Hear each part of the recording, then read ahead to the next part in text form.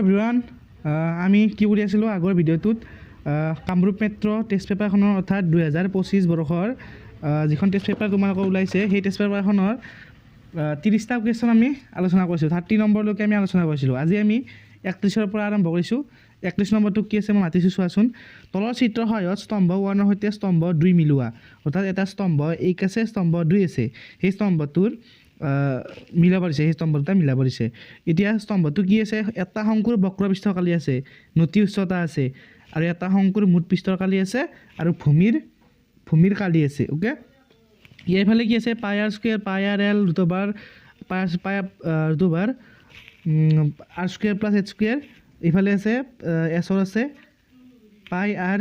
Into r plus l. এতিয়া চোৱাচোন ইয়াতে কি আছে, এইটো শংকু হয়নে নাই, এইটো শংকু চিত্ৰ। অ'কে, এই শংকুটোত কি আছে, এইচ এটাও নতি উচ্চতা, আৰটো হ'ল ভূমি ব্যাসাৰ্ধ, এলটো হ'ল হেলনীয়া উচ্চতা। অ'কে, ইয়াতে আমাৰ স্তম্ভ 1ত বক্ৰ পৃষ্ঠকালি নতি উচ্চতা এনেকৈ আছে, আৰু স্তম্ভ 2ত ইয়াৰ সূত্ৰবিলাক আছে। ইয়াৰ বেলেগ একো বুজিব লগা নাই, অনলি ফৰ্মুলাটো মুখস্থ কৰিলেই হ'ল। ফৰ্মুলাকেইটা তোমালোকৰ মুখস্থ থাকিব লাগিব, তেতিয়া এইটো কুৱেশ্যন চল্ভ কৰিব পাৰিবা। এতিয়া চোৱাচোন 1 নম্বৰত কি আছে, এটা শংকুৰ বক্ৰ পৃষ্ঠকালি আছে। ইয়াৰ শংকুৰ বক্ৰ পৃষ্ঠকালি তোমালোকে ফৰ্মুলা জানাই, এইটো ফৰ্মুলাটো মনত ৰাখিব লাগিব। ফৰ্মুলাটো বক্ৰ পৃষ্ঠকালি ফৰ্মুলাটো কি আছিলে, পাই আৰ এল। অ'কে, অৰ্থাৎ 1 নম্বৰত বক্ৰ পৃষ্ঠকালি আছে, ইয়াতে পাই আৰ ক'ত আছে চোৱাচোন, এইটো কিউ, অৰ্থাৎ 1 নম্বৰটো কিউ সৈতে মিলি গ'ল আমাৰ। হ'ব, আকৌ 2 নম্বৰটো কি আছে, নতি উচ্চতা আছে। নতি উচ্চতা বা হেলনীয়া উচ্চতা বুলি আমি ক'ব পাৰোঁ। নতি উচ্চতাটো, সেই নতি উচ্চতাটোৰ আমাৰ ফৰ্মুলা কি, নতি উচ্চতাৰ ফৰ্মুলা কি,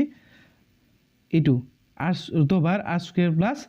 এইচ স্কুৱেৰ। অ'কে, অৰ্থাৎ আমাৰ 2টো কাৰ লগত মিলিল, আৰৰ লগত মিলিল। অ'কে, এইটো 3 নম্বৰটো কি আছে চোৱা, এটা শংকুৰ মুঠ পৃষ্ঠকালি আছে। এটা শংকুৰ মুঠ পৃষ্ঠকালি ফৰ্মুলা কি তোমালোকে জানা, এইটো শংকুৰ মুঠ পৃষ্ঠকালি ফৰ্মুলা হৈছে আমাৰ কি, পাই r into r plus L. মুঠ পৃষ্ঠকালি ফৰ্মুলা, অৰ্থাৎ এইটো ক'ত আছে, এছত আছে, গতিকে 3 নম্বৰটো আমাৰ এছৰ সৈতে মিলিল। অ'কে, নেক্সট 4 নম্বৰটো ভূমিৰ কালি তোমালোকে জানা, ভূমিটো কি, এই শংকুটোৰ ভূমিটো কি, এটা বৃত্ত, গতিকে বৃত্তৰ কালি কি, পাই আৰ স্কুৱেৰ, গতিকে ভূমিৰ কালি পাই আৰ স্কুৱেৰ, অৰ্থাৎ এইটো কাৰ লগত মিলিল, পিৰ লগত মিলিল। এতিয়া চোৱাচোন 1 নম্বৰটো কাৰ লগত মিলিল, কিউৰ লগত মিলিল। অপশ্যনত এ কোনটো আছে চোৱা, এ আছে 1ৰ লগত পি, নহয় 1ৰ লগত আমাৰ কিউহে মিলিছে, কোনটো আছে 1ৰ লগত কিউ, অৰ্থাৎ বিটোত 1ৰ লগত কিউ আছে, ঠিকে আছে। নেক্সট 2 নম্বৰটো চোৱা, 2 নম্বৰটো আৰৰ লগত মিলিছে, 2 নম্বৰটো আৰৰ লগত মিলিছে, বিটো 2 লগত আৰৰ লগত মিলিছে, ঠিকে আছে। 3 নম্বৰটো কাৰ লগত মিলিছে, আমাৰ এছৰ লগত মিলিছে, 3 নম্বৰটো এছৰ লগত মিলিছে, ঠিকে আছে। 4 নম্বৰটো চোৱা, 4 নম্বৰটো কাৰ লগত মিলিছে, পিৰ লগত মিলিছে, 4 নম্বৰটো পিৰ লগত মিলিছে, অৰ্থাৎ option B is the correct answer. Okay, এনেকুৱা কুৱেশ্যন আহিলে তোমালোকৰ ফৰ্মুলাবিলাক মনত ৰাখিব লাগিব, ফৰ্মুলাবিলাক জানিব লাগিব। অ'কে, নেক্সট কুৱেশ্যন চোৱা, নেক্সট কুৱেশ্যন মই মাতি দিছোঁ, কি আছে 32 নম্বৰ, কি আছে চোৱা, এটা বেলন আৰু শংকুৰ ভূমি আৰু উচ্চতা একে হ'লে ইহঁতৰ আয়তনৰ অনুপাত কিমান হ'ব দিছে। এতিয়া বেলন চোৱা, বেলন মানে চিলিণ্ডাৰ, এইটো এটা বেলন। অ'কে, এইটো এটা বেলন, এই বেলন আৰু শংকু কোনটো, এইটো যোনটো ভূমিটো আমাৰ বৃত্ত হয়। অ'কে, এতিয়া চোৱা কৈছে বেলন আৰু শংকুৰ ভূমি আৰু উচ্চতা একে। ভূমি অৰ্থাৎ কি, বেলনৰ ভূমি এটা কি চা বৃত্ত, শংকুৰৰ ভূমি এটা কি বৃত্ত, অৰ্থাৎ এই বৃত্ত দুটা সমান, ভূমিটো সমান, ডেট মিনছ। আকৌ উচ্চতা সমান বুলিছে, অৰ্থাৎ চিলিণ্ডাৰটোৰ যিটো উচ্চতা এইচ, সেইটো ধৰা মই H1 বুলি ধৰিছোঁ, চিলিণ্ডাৰৰ বা বেলনৰ উচ্চতাটো H1 ধৰিছোঁ, আকৌ শংকুৰ উচ্চতাটো মই কি ধৰিছোঁ, H2 ধৰিছোঁ, স্মল h2। গতিকে আমাক কুৱেশ্যনটো কি কৈছে যে ভূমি আৰু উচ্চতা একে, অৰ্থাৎ উচ্চতাটো যিহেতু বেলনৰ H1, শংকুৰ H2, গতিকে H1 = H2 হ'ব, ডেট মিনছ, হয়নে নাই। এতিয়া চোৱাচোন আমি কি জানো, আয়তনৰ অনুপাত সুধিছে, গতিকে বেলনৰ আয়তনৰ ফৰ্মুলাটো লাগিব তোমালোকক। বেলনৰ আয়তনৰ ফৰ্মুলাটো কি, পাই আৰ স্কুৱেৰ এইচ, ইয়াতে এইচ নিলিখোঁ, H1 লিখিম, কাৰণ উচ্চতাটো বেলনৰ উচ্চতাটো কিমান, এইচ, বুজি পাইছা। হ'ব, আৰু তোমালোকে ব্যাসাৰ্ধটো R1 বুলি ধৰি ল'ব পাৰা। অ'কে, ব্যাসাৰ্ধটো R1, ইয়াৰে ব্যাসাৰ্ধটো কিমান, R2 হ'ব। গতিকে বেলনৰ শংকুৰ এইবাৰ আয়তন লাগিব, শংকুৰ আয়তন কিমান, 1/3 পাই R2 স্কুৱেৰ H2। যিহেতু ভূমি আৰু উচ্চতা সমান, ভূমি আৰু উচ্চতা সমান, গতিকে কি হ'ব, R1 = R2 হ'ব, আৰু H1 = H2 হ'ব কিয় R1 = R2 কিয় হ'ব কোৱাচোন আমাক ভূমিটো সেম কৈছে ইয়াৰ বৃত্ত এটা দুটা বৃত্ত সমান মানে কি দুটা বৃত্তৰে ব্যাসাৰ্ধ সমান হকে ইয়াৰ ব্যাসাৰ্ধ R1 বেলনৰ ব্যাসাৰ্ধ R1 আৰু শংকুৰ ভূমিৰ ব্যাসাৰ্ধ R2 গৰি R1 = R2 H1 = H2 এতিয়া আমাক আয়তনৰ অনুপাত হৈছে গৰি বেলনৰ আয়তন হৰণ শংকুৰ আয়তন তাৰ অনুপাতটো আমাৰ এইটো বেলনৰ আয়তনৰ ফৰ্মুলা কি আছে পাই r1² h1 আৰু কি 1/3 পাই r2² h2 বুজি পাইছা এতিয়া চোৱা যেহেতু r1 = r2 h1 = r2 এই পাইটো কেনসেল হৈ গ'ল r1 আৰু r2 সমান h1 আৰু h2 সমান গতি এইখিনিও কেনসেল যাব হয়নে নাই বুজি পাইছা মই কি কৈছো গতি থাকিল কি ওপৰত থাকিল 1 তলত থাকিল 1/3 এই 3 টো উলুটি যায় ওপৰত যাব তলত থাকিব অনলি 1 3 * 1 3 হ'ব আৰু তলত এই 1 টো থাকি যাব গতি 3:1 হল বেলনৰ আয়তনৰ শংকুৰ আয়তনৰ অনুপাত কিমান হল 3:1 হল কোনটো অপচন আছে অপচন এ আছে গতি option A is the correct answer okay next question আগবাইছো নেক্সট কোৱেশ্চন কিমান আছে চোৱা কি আছে 33 আছে চোৱা মাতি দিছো প্ৰত্যেকৰে আয়তন 125 সেন্টিমিটাৰ কিউব বিশিষ্ট দুটা ঘনক মুৰে মুৰে সংযোগ কৰিলে সৃষ্টি হোৱা আয়তীয় ঘনকটোৰ দৈৰ্ঘ্য কিমান হ'ব দিছে এতিয়া চোৱাচোন আমাক দুটা ঘনকৰ কথা কৈছে দুটা ঘনকৰে আয়তন দিয়া আছে কিমান 125 সেন্টিমিটাৰ কিউব এতিয়া চোৱা ঘনকটো কেনেকুৱা এইটো ঘনক মই এনেকৈ আঁকি দিছোঁ আৰু সিম্পল এইটো এটা ঘনক হয়নে নাই এই ঘনকটোৰ আয়তন কিমান দিয়া আছে 125 সেন্টিমিটাৰ কিউব এতিয়া আয়তনৰ আমি ঘনকৰ আয়তনৰ ফৰ্মুলা জানো ঘনকৰ আয়তনৰ ফৰ্মুলা কি গতিকে আমাক যেহেতু দুটা ঘনক মুৰে মুৰে সংযোগ কৰাৰ কথা কৈছে সেই মুৰে মুৰে সংযোগ কৰাৰ কৰিলে আয়ত ঘনকটোৰ দৈৰ্ঘ্যটো দিছে গতিকে আমি ঘনকটোৰ প্ৰথমতে দৈৰ্ঘ্যটো লাগিব আমাক বুজি পাইছা ঘনকৰ আয়তনৰ আয়তন আমাক কিমান দিয়া আছে 125 দিয়া আছে ঘনকৰ আয়তনৰ ফৰ্মুলা কি L কিউব হয়নে নাই বুজি পাইছা নাই L কিউবটো আমি কি লিখো L কিউব কি লিখো 125 টো 5 কিউব লিখিব পাৰো নাই যেহেতু ঘাত দুটা সমান ঘাত দুটা মই কেনসেল কৰি কি লিখিব পাৰো L = 5 লিখিব পাৰো বুজি পাইছা গতিকে L মানে কি ঘনকটোৰ বাহুৰ দৈৰ্ঘ্য বুজি পাইছা ঘনকটোৰ বাহুৰ দৈৰ্ঘ্য কিমান L তাৰ ভ্যালু 5 সেন্টিমিটাৰ এতিয়া আমাক দুটা ঘনকৰ কথা কৈছে দুটা ঘনক আমাৰ কি কৈছে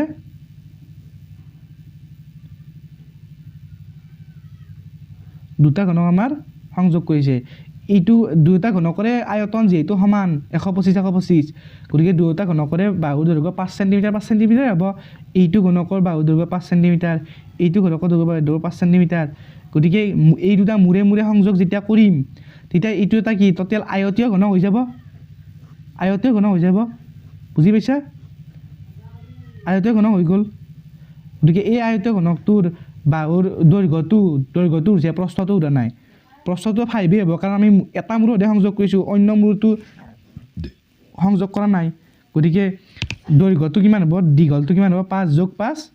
গতিকে আয়তীয় ঘনকটোৰ দৈৰ্ঘ্য কিমান হ'ব আয়তীয় ঘনকটোৰ দৈৰ্ঘ্য কিমান হ'ব L = 5 + 5 সেন্টিমিটাৰ অৰ্থাৎ 10 সেন্টিমিটাৰ যে দুটা ঘনক ইটোৰ 5 সেন্টিমিটাৰ দৈৰ্ঘ্য 5 × 5 10 হ'ব দৈৰ্ঘ্যটো হ'ব আমাৰ 10 সেন্টিমিটাৰ কৰি option C is the correct answer okay বুজি পাইছা নেক্সট কোৱেশ্চন আগবাইছো নেক্সট কোৱেশ্চন কিমান আছে চোৱাচোন 34 নম্বৰ কি আছে মাতি দিছো যদি কোনো তথ্যৰ বহুলক 45 হয় মাধ্য 27 হয় তেন্তে মাধ্যমা কিমান হ'ব এতিয়া আমাৰ কি দিছে এটা তথ্যৰ বহুলক আৰু মাধ্য দিয়া আছে আমাৰ মাধ্যমা লাগে অৰ্থাৎ আমি যে 14 নম্বৰ চেপ্টাৰটো পৰিসংখ্যা নামৰ চেপ্টাৰটো আমি পঢ়িছো তেতিয়া আমি কি শিকিছো যে তিনিটা বস্তু উলিয়াব শিকিছো মাধ্যমা আৰু বহুলক আৰু এই মাধ্যমা বহুলকৰ তিনিওটাৰে এটা ৰিলেচন আছিল এটা সম্পৰ্ক আছিল এটা সূত্ৰ আছিল সেই সূত্ৰটো মই লিখিছো চোৱাচোন 3 পূৰণ মধ্যমা = 2 পূৰণ মাধ্য যোগ বহুলক বুজি পাইছা এই ফৰ্মুলা মানে এইটো হল আমাৰ মাধ্যমা আৰু বহুলকৰ ৰিলেচন এটা সম্পৰ্ক বা এইটো সূত্ৰ মাধ্যম আৰু বহুলক এই সূত্ৰটো যেতিয়া আমাৰ যিকোনো দুটা বস্তু দিয়া থাকিব অন্য 3 নম্বৰটো আমি নিজে নিজে উলিয়াব পাৰোঁ এই ফৰ্মুলাটো ইউজ কৰি পেলাই বুজি পাইছা অৰ্থাৎ ইয়াতে আমাক বহুলক আৰু মাধ্য দিয়া আছে এই বহুলক আৰু মাধ্যটোৰ ঠাইত ভ্যালু বহাই দি পেলাই মান বহাই পেলাই মাধ্যম উলিয়াব পাৰোঁ যদি আমাক বহুলক উলিয়াব দেই মাধ্যম আৰু মাধ্যৰ মান দুটা দিয়া থাকে তেতিয়া বহুলক আমি উলিয়াব পাৰিম এই ফৰ্মুলাটো ইউজ কৰি পেলাই নাইবা যদি মাধ্য উলিয়াব দেই মাধ্যম আৰু বহুলক দিয়া থাকে তেতিয়া আমি মাধ্যটো উলিয়াব পাৰিম দ্যাট মিন্স এই মাধ্যম বহুলকৰ যদি যিকোনো দুটা দিয়া থাকে অন্যটো উলিয়াব দিয়ে তেতিয়াহ'লে এই ফৰ্মুলাটো ইউজ কৰি পেলাই আমি উলিয়াব পাৰোঁ ওকে এতিয়া আমাক কি দিছে মাধ্য দিয়া আছে আমাৰ 27 আৰু বহুলক দিয়া আছে আমাৰ 45 এই ফৰ্মুলাটো বহাই দিয়া কি আছে 3 পূৰণ মধ্যমা আছে এইটো মধ্যমাটো আমাক দিয়া নাই মধ্যমাটো উলিয়াব দিছে 2 পূৰণ কি মাধ্য কিমান আছে 27 যোগ বহুলক কিমান আছে 45 গতিকে বুজি পাইছা 3 পূৰণ মধ্যমা থাকিলে এইফালে 2 পূৰণ 27 মানে এইটো 54 হ'ব যোগ 45 থাকিল এইফালে মধ্যমাটো থাকিল 3টো পূৰণ আছে এইফালে নিলে হৰণ হ'ব আকৌ 54 যোগ 45 কিমান 99 হয়নে নাই গতিকে মধ্যমা যোগেল কিমান হ'ব 99ক 3 দিয়ে হৰণ 33 গতিকে অপশ্যন 20 দা কাৰেক্ট আনসাৰ বুজি পাইছা অৰ্থাৎ মাধ্যম বহুলকৰ যিকোনো এই তিনিটাৰ যিকোনো দুটা দিয়া থাকিলে আমি আনটো উলিয়াব পাৰোঁ কি ইউজ কৰি পেলাই এই ফৰ্মুলাটো ইউজ কৰি পেলাই ওকে বুজি পাইছা নেক্সট কোৱেশ্যন আগবাঢ়িছোঁ নেক্সট কোৱেশ্যন চোৱা 35 কি আছে প্ৰদত্ত তথ্যৰ বহুলক হ'ল অৰ্থাৎ এই এটা তথ্য দিয়া আছে এই তথ্যৰ বহুলক আমাক সুধিছে কিমান অপশ্যন এ আছে 2 বি আছে 3 সি আছে 4 ডি আছে 5 অৰ্থাৎ এই তথ্যটোৰ আমাক বহুলক লাগে এইটো এটা কি তথ্য হয় সংঘবদ্ধ তথ্য হয়নে নাই যেতিয়া আমাৰ কিছুমান পৰ্যবেক্ষণবিলাক কমা দি পেলাই আমাৰ লিখা হ'ব সেইবিলাক তথ্যক আমি কি সংঘবদ্ধ তথ্য বুলি কওঁ বা ইংলিছত গ্ৰুপ ডাটা বুলি কওঁ আৰু যিবিলাক তথ্য আমাক শ্ৰেণী অন্তৰ হিচাপে থাকিব বাৰংবাৰ দিয়া থাকিব সেইবিলাক আমাৰ আনগ্ৰুপ ডাটা বুলি কওঁ বা অসংঘবদ্ধ ডাটা বুলি কওঁ অসংঘবদ্ধ তথ্য বুলি কওঁ বুজি পাইছা এইটো এতিয়া আমাৰ সংঘবদ্ধ তথ্য বা গ্ৰুপ ডাটা গতিকে এই গ্ৰুপ ডাটাটো আমাৰ বহুলক কেনেকৈ উলিয়াম বেলেগ একো কৰিব নালাগে অকল চালে হ'ল যে এই তথ্যবিলাকৰ পৰ্যবেক্ষণ অকল যোনটো পৰ্যবেক্ষণ বেছিবাৰ ৰিপিট হৈ আছে বেছিবাৰ আহি আছে সেইটো আমাৰ বহুলক বা বহুলক মানে বহুতবাৰ যিটো নাম্বাৰ আহি আছে যিটো পৰ্যবেক্ষণ আহি আছে সেইটোৱে আমাৰ হ'ব আমাৰ বহুলক অৰ্থাৎ তোমালোকে যদি চোৱা ইয়াতে 3টো কেইবাৰ আহিছে চোৱা 3টো কেইবাৰ আহি আছে একবাৰ দুইবাৰ অৰ্থাৎ 3টো দুইবাৰে আহি আছে 4টো চোৱা একবাৰ দুইবাৰ তিনিবাৰ চাৰিবাৰ 4টো 4বাৰ আহি আছে আৰু বেলেগ সংখ্যা নাই 2টোতো একবাৰে আহি আছে 5টো আমাৰ একবাৰ আহি আছে 1টো আমাৰ একবাৰ আহি আছে 6টো একবাৰ আহি আছে অৰ্থাৎ 4টোৱে অকল বেছিবাৰ আহি আছে 4বাৰ আহি আছে গতিকে 4টোৱে আমাৰ হ'ব বহুলক গতিকে বহুলক হ'ব আমাৰ 4 অপশ্যন চি হ'ব শুদ্ধ উত্তৰ বুজিছা ওকে এনে গ্ৰুপ ডাটাবিলাকৰ আমি তথ্যবিলাক এনেকৈ বহুলক এনেকৈ উলিয়াওঁ কোনটো বেছি নাম্বাৰ ৰিপিট হৈ আছে সেইটোৱে আমাৰ বহুলক হৈ যাব ওকে আগবাঢ়িছোঁ নেক্সট কুৱেশ্যন চোৱা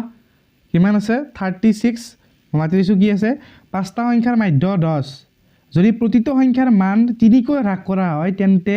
নতুন সংখ্যা কেইটাৰ মাধ্য কিমান হ'ব সুধিছে অৰ্থাৎ আমাক কুৱেশ্যনটো কি কৈছে যিকোনো 5টা সংখ্যা আছে সেই 5টা সংখ্যাৰ মাধ্য কিমান আছে 10 দিয়া আছে অৰ্থাৎ আমি মাধ্য ফৰ্মুলা কি জানো মাধ্য বা গড় একে বস্তু মাধ্য মানে কি জানো আমি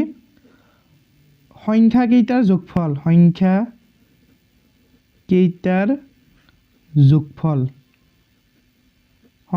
যোগফল কিমান হ'ব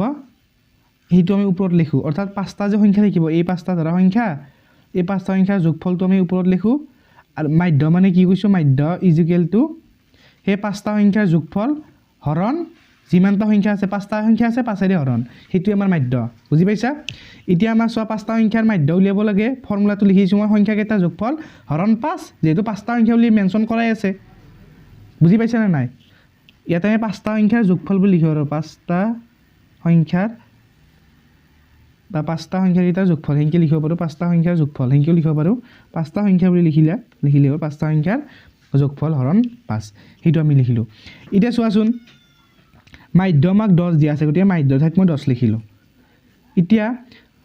5টা সংখ্যাৰ যোগফলটো মই স্মল x বুলি মই লিখি লৈছোঁ গতিকে ডাইৰেক্ট ইয়াতে এক্স বুলি কিয় লিখিছোঁ যেতিয়া সুবিধা হয় আৰু আমাৰ কমতে লিখিলে গতিকে ইমানখিনি লিখি থাকিব নালাগে গতিকে 5টা সংখ্যাৰ যোগফলটো এক্স বুলি লিখিছোঁ সেইটো ওপৰত আছে তলত 5 আছে হ'ল বুজি পাইছা মই বেলেগ কৰা নাই মাধ্যৰ ঠাই 10 লিখিছোঁ কাৰণ মাধ্য মানে 10 দিয়া আছে 5টা সংখ্যা মাধ্য 10 দিয়া আছে মাধ্য ঠাই 10 লিখিছোঁ আৰু সংখ্যা 5টাৰ যোগফল যিটো ওপৰত থাকিব সেইটো মই এক্স বুলি লিখিছোঁ এক্স মানে হৈছে 5টা সংখ্যাৰ যোগফল বেলেগ একো নহয় আৰু তলত 5টো আছে এতিয়া আমি এক্সৰ ভেলুটো কি পাম 10 পূৰণ 5 ইজিকেল এক্স অৰ্থাৎ 10 আৰু 5 পূৰণ কৰিলে 50 হ'ব গতিকে এক্সৰ ভেলু আমি কি পালোঁ 50 পালোঁ অৰ্থাৎ এক্স মানে এক্সৰ ভেলু আমি 50 পালোঁ মানে কি 5টা সংখ্যা যে আমি যোগ কৰিলোঁ এই যে মাধ্যৰ ফৰ্মুলাটো যে উলিয়াব লাগিলে যে মাধ্যৰ ফৰ্মুলাতে ওপৰত 5টা সংখ্যাৰ যোগফল সেই 5টা সংখ্যাৰ যোগফলটো মই এক্স ধৰিছোঁ সেই 5টা সংখ্যাৰ যোগফলটোৱে এক্স আৰু তাৰ ভেলুটো 50 অৰ্থাৎ 5টা সংখ্যা সেই যি 5টা সংখ্যাৰ মাধ্য উলিয়াইছে সেই 5টা সংখ্যাৰ যোগফলটো 50 ডেট মিনছ বুজি পাইছা এতিয়া আমি নেক্সট কৰিম জানানে নেক্সট কুৱেশ্যনটো কি হৈছে চোৱাচোন যদি প্ৰতিটো সংখ্যাৰ মান 3কৈ হ্ৰাস কৰা হয় তেন্তে নতুন মাধ্য কিমান হ'ব সুধিছে এতিয়া চোৱাচোন মই 5টা সংখ্যাৰ যোগফল কিমান পাইছোঁ যিটো এক্স বুলি মই লিখিছোঁ সেই যোগফলটো হৈছে 50 এতিয়া সেই 5টা সংখ্যাৰ পৰা প্ৰতিটোৰে পৰা 3কৈ হ্ৰাস মানে কি বিয়োগ প্ৰতিটোৰে পৰা মই কি কৰিছোঁ 3 বিয়োগ কৰিছোঁ এই যে 5টা সংখ্যা আছিল সেই 5টা সংখ্যাৰ পৰা প্ৰতিটোৰে পৰা 3 বিয়োগ কৰিছোঁ গতিকে সেই প্ৰতিটো সংখ্যা ভেলুটো 3 গোটেইকেইটাৰে কমি যাব গতিকে তাৰ যোগফলত 3 কমি যাব গোটেইকেইটাৰে গতিকে সেই 3কৈ হ্ৰাস কৰিলে লিখিম 3কৈ হ্ৰাস কৰিলে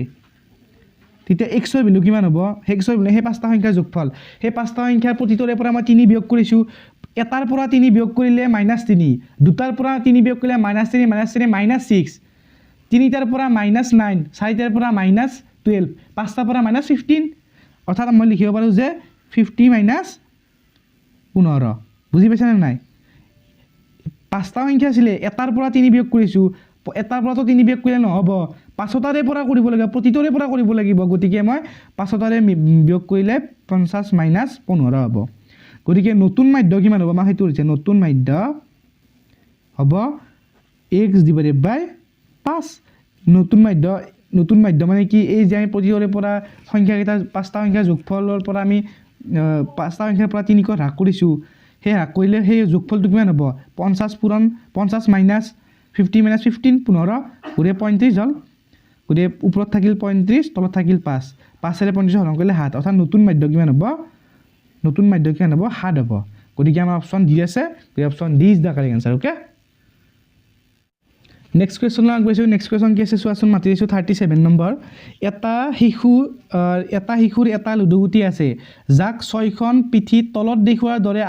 আখৰ ওলায় অৰ্থাৎ এটা লুডুগুটি আছে লুডুগুটি কি জানো আমি কি জানো 6খন পিঠি থাকে সেই প্ৰতিখন পিঠিত ধৰা আমাৰ ABCD B লিখা আছে হ'ল 6খন পিঠিত এখন প্ৰথমখনত A আছে দ্বিতীয়খনত B তৃতীয়খনত C চতুৰ্থখনত C পঞ্চমখনত D আৰু 6 নম্বৰখনত B আছে হ'ল এতিয়া চোৱা গুটিটো এবাৰ মাৰি পঠিওৱা হ'ল অৰ্থাৎ লুডুগুটিটো এবাৰ মাৰি দিলে এতিয়া ইয়াৰ ফলত A পোৱাৰ সম্ভাৱিতা 1/6 লিখা আছে 2 নম্বৰত B পোৱাৰ সম্ভাৱিতা 1/6 দিয়া আছে 3 নম্বৰত C পোৱাৰ সম্ভাৱিতা 2/3 দিয়া আছে 4 নম্বৰত D পোৱাৰ সম্ভাৱিতা 1/6 দিয়া আছে বুজি পাইছা এতিয়া A পোৱাৰ সম্ভাৱিতাটো আমি উলিয়াম বুজি পাইছা এৰ সম্ভাৱিতা হেনেকৈ লিখিম এৰ সম্ভাৱিতা কিমান হ'ব তলত কি মুঠ ফলাফল কি লুডুগুটি 6খন পিঠি থাকে 1 2 3 4 5 6খন আছে তলত 6 বুজি পাইছা মুঠ ফলাফল ওপৰত এটা A কেইবাৰ আছে ইয়াতে সেইটো চোৱা A কেইবাৰ আছে একবাৰে আছে মানে বেলেগত নাই আৰু গতিকে ওপৰত 1 গতিকে A পোৱাৰ সম্ভাৱিতা হ'ব আমাৰ 1/6 এক নম্বৰত কি আছে চোৱা A পোৱাৰ সম্ভাৱিতা 1/6 গতিকে A নম্বৰটো শুদ্ধ বুজি পাইছা এতিয়া চোৱা B পোৱাৰ সম্ভাৱিতা আমাক লাগে ইলাক B ৰ সম্ভাৱিতা লিখিম B ৰ সম্ভাৱিতা মুঠ ফলাফল 6 তলত B কেইবাৰ আছে সেইটো চোৱা একবাৰ দুইবাৰ গতিকে ওপৰত 2 গতিকে 2/6 মানে কিমান 1/3 2 ৰে 6ক 3 বাৰে কাটা যায় ওপৰত থাকিল 1 তলত থাকিল 3 গতিকে B ৰ পোৱাৰ সম্ভাৱিতা কিমান হ'ব 1/3 ইয়াত কিন্তু B পোৱাৰ সম্ভাৱিতা 1/6 দি আছে গতিকে 2 নম্বৰটো শুদ্ধ নহয় ভুল বুজি পাইছা নেক্সট C পোৱাৰ সম্ভাৱিতা উলিওৱা মুঠ ফলাফল তলত 6 মুঠ ফলাফল তলত লিখে সেইটো 6 C কেইবাৰ আছে চোৱা C দুইবাৰ আছে গতিকে 2 ওপৰত থাকিব বুজি পাইছা 2/1/3 হৈ গ'ল বুজি পাইছানে নাই 2 6ক 3 বাৰ কাটা গ'ল ওপৰত থাকিল 1 তলত থাকিল 3 গতিকে চি পোৱাৰ সম্ভাৱিতা কিমান 1/3 চি পোৱাৰ সম্ভাৱিতা এতিয়া 2/3 আছে গতিকে 3 নম্বৰটো ভুল এতিয়া ডি পোৱাৰ সম্ভাৱিতা চোৱা তলত 6 ওপৰত কিমান ডি কেইবাৰ আছে ওপৰত একবাৰে আছে গতিকে 1/6 এইটো ডি পোৱাৰ সম্ভাৱিতা 1/6 গতিকে ডি পোৱাৰ সম্ভাৱিতা ওপৰত কি লিখা আছে এইটো 1/6 লিখা আছে গতিকে ডিটো 4 নম্বৰটো শুদ্ধ গতিকে অপশ্যন এত আছে 1 আৰু 4 শুদ্ধ গতিকে অপশ্যন এ টো আমাৰ শুদ্ধ হৈ যাব বুজি পাইছা অপশ্যন বি 1 আৰু 2 শুদ্ধ 1 আৰু 2 শুদ্ধ নহয় কাৰণ বি টোৱে ভুল 2 নম্বৰটোৱে ভুল এটাহে শুদ্ধ চিট চোৱাত 2 আৰু 4 শুদ্ধ 2টো তো ভুলে এইটো শুদ্ধ বুলি কৈছে চিটো হ'ব নোৱাৰে ডিটো চোৱা 3 আৰু 4 শুদ্ধ 3টোৱে ভুল 4টো শুদ্ধ বাৰু কিন্তু 3টো ভুল গতিকে ডিও হ'ব নোৱাৰে গতিকে option A is the correct answer okay next question চোৱা নেক্সট কোৱেশ্চন কিমান 38 ভাল মই লিখিছোঁ মাতি চোৱা ভালদৰে মিহলোৱা 52খন কাৰ্ড থকা এজোৰ তাজপাতৰ পৰা এটা কাৰ্ড টানি লোৱা হ'ল সেই টানি লোৱা পাতখন মুখ কাৰ্ড হোৱাৰ সম্ভাৱিতা কিমান সুধিছে এতিয়া চোৱাচোন তাজপাতৰ সংখ্যা কিমান তাজপাতৰ মুঠ সংখ্যা সেইটো কিমান 52খন এইটো আমি জানো এইটো দিয়াই আছে 52খন বুলি দিয়া আছে গতিকে টোটেল মুঠ ফলাফল কিমান 52 আকৌ তাজপাতত আমি কি জানো তাজপাতত মুখ কাৰ্ড কেইখন থাকে মুখ কাৰ্ডৰ সংখ্যা তাজপাতৰ মুখ কাৰ্ডৰ সংখ্যা কিমান থাকে জানানে 12খন থাকে এইটো কেনেকৈ গম পায় এইটো তোমালোকে মনত ৰাখিব লাগিব মুখ কাৰ্ড বা ফেচ কাৰ্ড ইংলিছত ফেচ কাৰ্ড বুলি কোৱা হয় এই যে আমি তাজপাত যে আমি 52খন যে লিখিলোঁ 52খন যে আছে ইয়াক আমি 4টা ভাগ কৰা হয় প্ৰতি ভাগত 13খনকৈ কাৰ্ড থাকে আৰু প্ৰত্যেকটো 4টাৰে ভাগৰে নাম আছে এটাৰ নাম ইস্কাপন এটাৰ নাম হটন এটাৰ নাম ৰোহিতন এটাৰ নাম চিৰতন আৰু এই প্ৰত্যেকটা ভাগতে 3খনকৈ মুখ কাৰ্ড থাকে ৰজা ৰাণী আৰু গোলাম এই 3খনক আমি মুখ কাৰ্ড বুলি কওঁ অৰ্থাৎ ৰজা ৰাণী গোলাম প্ৰত্যেকটা এই 4টা যে ভাগ কৰিছোঁ সেই প্ৰত্যেকটা ভাগতে থাকিব অৰ্থাৎ এই 13খনতো ৰজা ৰাণী গোলাম থাকিব মুখ কাৰ্ড কেইখন থাকিব এটা ভাগত 3খনকৈ থাকে ভাগ 4টা আছে গতিকে টোটেল 52খনত 3 পূৰণ 4 ইকুৱেল 12 12খন আমাৰ মুখ কাৰ্ড থাকিব সেইকাৰণে মই লিখিছোঁ যে তাজপাতত মুখ কাৰ্ডৰ সংখ্যা বা ফেচ কাৰ্ডৰ সংখ্যা 12খন এতিয়া আমাক মুখ কাৰ্ড পোৱাৰ সম্ভাৱিতা লাগে মুখ কাৰ্ড পোৱাৰ সম্ভাৱিতা কিমান হ'ব মুখ কাৰ্ড পোৱাৰ সম্ভাৱিতা কিমান মুঠ ফলাফলৰ সংখ্যা 52 তলত আৰু মুখ কাৰ্ড পোৱাৰ সম্ভাৱিতা লাগে মুঠ কাৰ্ড কেইখন থাকে তাজপাতত 12খন থাকে হ'ল বুজি পাইছা এতিয়া এইটো কাটাকাটি কৰা 52ক 13ৰে যায় কেনচেল 13 4 গুণ 52 আৰু 3 4 গুণ 12 গতিকে ওপৰত থাকিল 3 তলত থাকিল 13 গতিকে মুখ কাৰ্ড পোৱাৰ সম্ভাৱিতা আমি কি পালোঁ আমি 3/13 অপশ্যন কোনটো আছে চোৱা অপশ্যন ডি আছে গতিকে option D is the correct answer okay next question চোৱা নেক্সট কোৱেশ্চন 39 নম্বৰ কি আছে চোৱা যদি পি এ এটা ঘটনা এৰ সম্ভাৱিতা বুজায় তেন্তে তলৰ কোনটো সত্য এতিয়া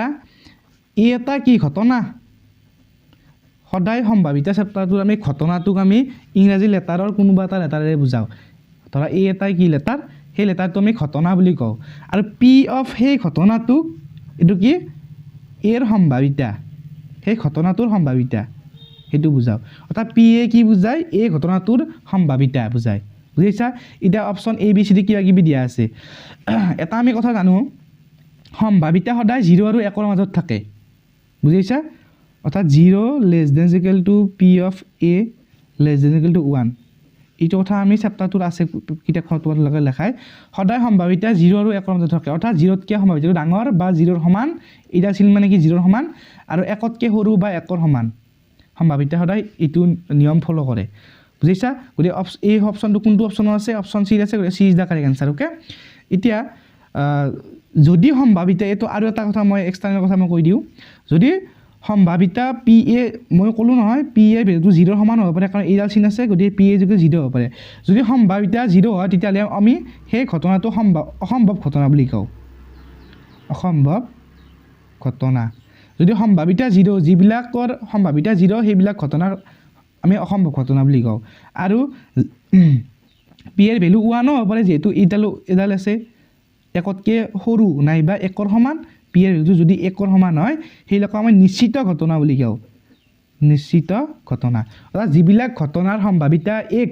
সেইবিলাকক আমি নিশ্চিত ঘটনা বুলি কওঁ এইখিনি এক্সটাৰ্নেল কথা মনত ৰাখিবলৈ কথা কেতিয়াবা সুধিব পাৰে এক্সামত গতিকে এইটো 39 আমাৰ অপশ্যন